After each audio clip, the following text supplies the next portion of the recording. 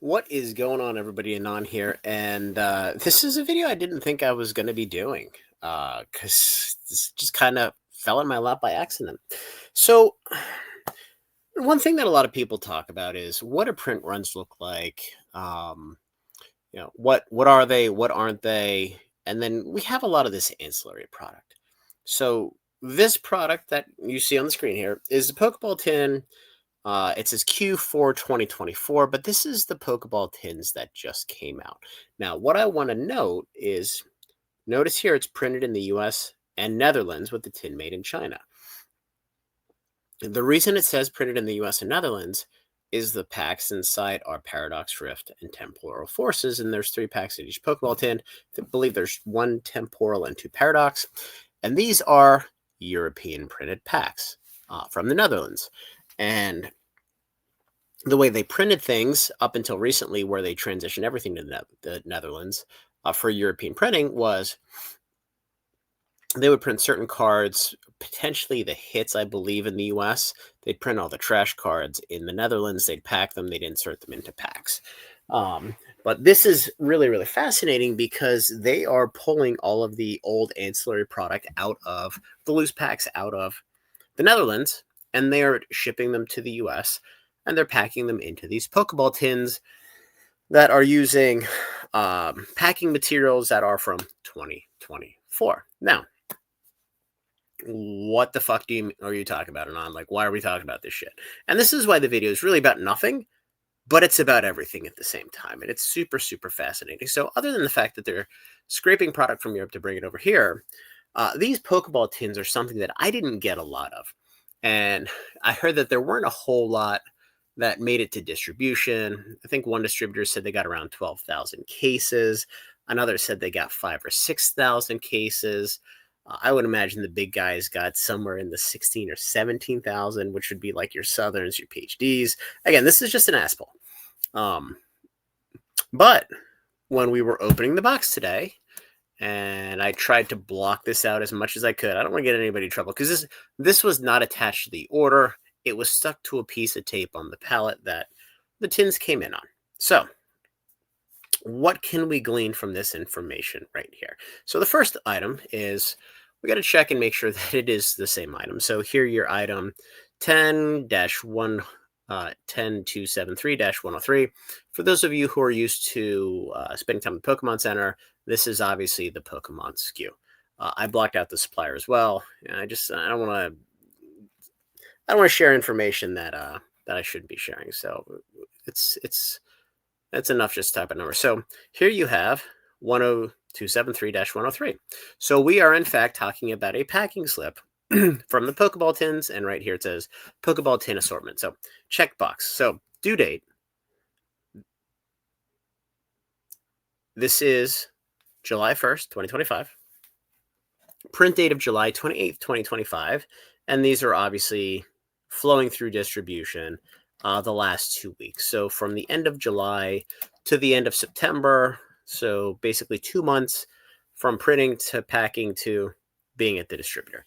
So what's fascinating here is the quantity. So there's 936 individual Pokeballs on each item. And I have an Excel sheet. We'll go through the math relatively quickly here per pallet. So you divide that by 6. It's like 154 cases. And the cases are relatively small. You know, they are about, let's see, what is the right size? They're a little bit bigger than one of the holiday boxes, the holiday calendars. You know, call it like 2 holiday calendars next to each other. So they're relatively small. So 154 of these on a pallet feels right. And then if you see down here, there's 306 pallets in total. I didn't want to show what number pallet this is because I don't want to get anybody in trouble. This is purely accidental. And this is an academic video. This isn't to get anybody in trouble. It's just to show a couple really, really cool things here. So moving on, let's go to our Excel doc right here. And I'll blow this up a little bit so those of you can see it. So here are assumptions. 936 tins per pallet. That works out to 156. I said 154, 156 cases per pallet. And the cases, again, we've got anywhere from 5 to 14 cases from per distributor. And this makes a lot of sense. If your smaller distributor is getting 4 or 5,000 of these, your larger one's getting 12 to 15,000. It's a good number of pallets. But as things go on, I want to show how absolutely inefficient this is. This is just insanely inefficient. So the total pallets are 306. So 306 times 156 is 47,756 cases. So what this does is when we triangulate some of the conversations I've had with some of my distributors, and you have one at 12, one at 6, you're at 18. Uh, you assume the other two large ones are probably in the 12 each range. You can get to 47,000 across um, all the majors, the second tiers, the third tiers. And this number makes sense. So, this number to me, I have a high degree of certainty that this is 100% of the population of what was put out here. And the packs were printed in the Netherlands. They were shipped to this group who they printed the packaging and then they put the packs in the Pokemon tins.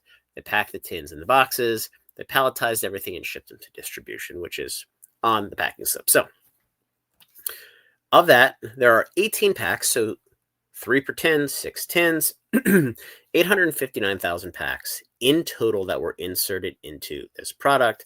And if you want, there's 2 packs of Paradox, 1 pack of Temporal. You can do the math. I don't really care that much. But if we divide this by 36, this is a massive undertaking for not even 24,000 boxes. And if we look at the total number of boxes divided by the total number of pallets that were put together, there's 78 boxes equivalent of cards on these massive fucking pallets. And that works out to 13 cases. 13 cases is basically one layer of, I don't remember if there's 6 or 7. I'll have to count next time. Layers on a pallet. But this is somewhere between 13 and 20% of what a normal pallet would be. And it's all packaging, it's all waste. And it's just it's absolute inefficiency within the market. So this is just one of the many SKUs that came out. And again, if you look at the different SKUs, and I'm sure the EX boxes to some extent are a little bit better. Now they're also more bulky, so there's probably fewer packs on each case or on each pallet as they go out. So for example, the Latias boxes that just came out, there's 6 per case, there's 4 packs. So that's 24. That's not even a box, a booster box. And each one of those cases is about the size of 4 of these. And 4 of these is 36 times 36. So you're looking at 24 packs there. You're looking at 72 packs here in the same size. So that's effectively a third fewer. So instead of 13 pallets, you're basically looking at 8 pallets worth. So part of the reason why there's not enough product out there is they're sending all these small products and there's just so much dead space and dead product and dead weight going out there in packaging.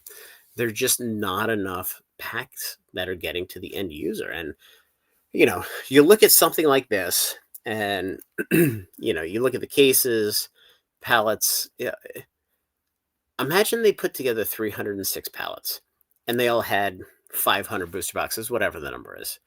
So we'll just plug this in here because I'm not doing the math. What is that, 150,000 boxes?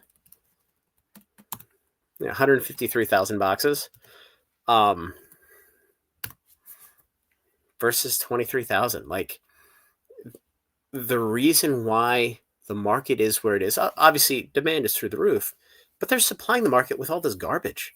Yeah, without booster boxes and booster bundles, even ETBs are inefficient with how much space they take up. You look at a case, the case is what, 10 ETBs. So 90 packs, you're basically at 2.5 boxes in a case of ETBs for that massive space.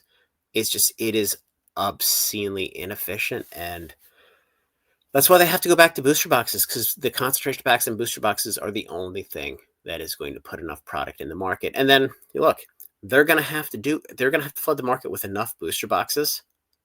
Again, if they're able to, this is just conceptual here, to force distribution to have to move it because they don't have enough space. So anyway, I thought this was really, really interesting. And that's all information you can gather by a packing slip that was accidentally stuck to a piece of tape at a shipment we got today. But yeah, everything checks out. It checks out with the numbers from what I've spoken to some of the distributors on, how much is out there. So this was, and by the way, the supplier for this was not the Pokemon Company. It was not Millennium Printing. It was a third party. So they are engaging multiple third party packers in doing this product. So anyway, guys, hopefully this was interesting. Again, it's a video about nothing and everything at the same time. So have a good night. Like the video, subscribe to the channel, join the Discord, and we'll talk soon. Oh my God.